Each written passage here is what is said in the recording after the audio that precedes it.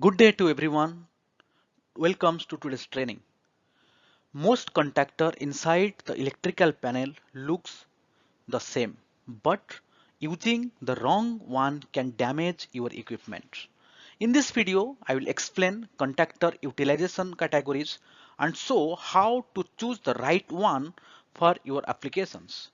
In the electrical systems, one common mistake is using the wrong contactor for the applications. It may work at first, but over time it can fail due to high starting current or switching condition. In this picture, you can see there are different kind of contactors mentioned here. All are contactor, but they looks like same because their applications are different. Okay, so the first contactor you can see here, this is a AC1 contactor. It can be used in the resistive load.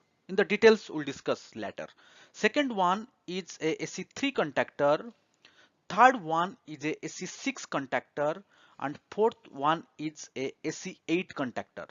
Okay, so in this video we'll discuss in the details about their contactor utilization according to IEC 60947-4-1. So let's start from AC1 contactor.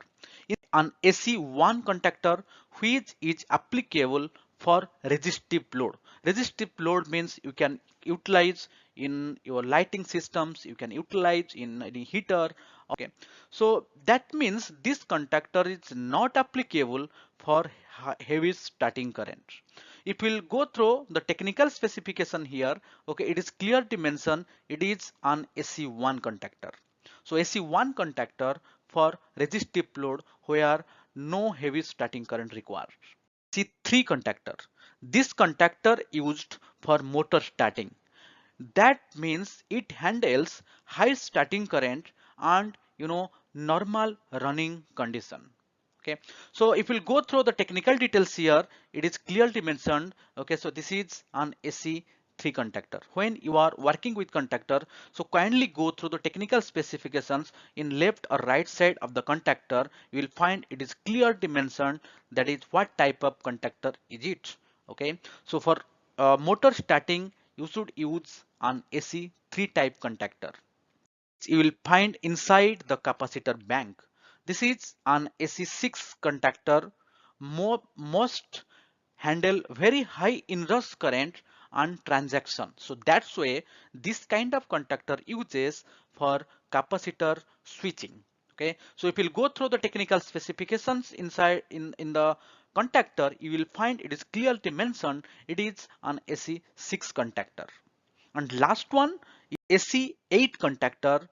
Easily you can find this kind of contactor with the Hermetic compressor. Mostly we do use inside any package AC, split AC, or where compressor are installed.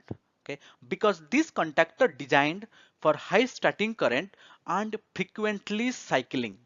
Okay, so these are the different kind of contactor and their applications. So before going to install any kind of contactor, please do check the types of the contactor such as AC1, AC3, AC6 and AC8, and identify where you are going to apply. Let's say if you are going to apply in the resistive load, you should choose AC1 contactor. If you are going to install on motor, then you should choose AC3 contactor. Then if you are going to install in capacitor bank for capacitor switching, you should choose AC6 contactor. And for compressor starting, okay, you have to choose AC8 contactor. I hope you understood the different kind of contactors in terms of their utilization, and you will apply this knowledge while you are working with electrical contactors and electrical controlling systems. Thank you very much for your valuable time.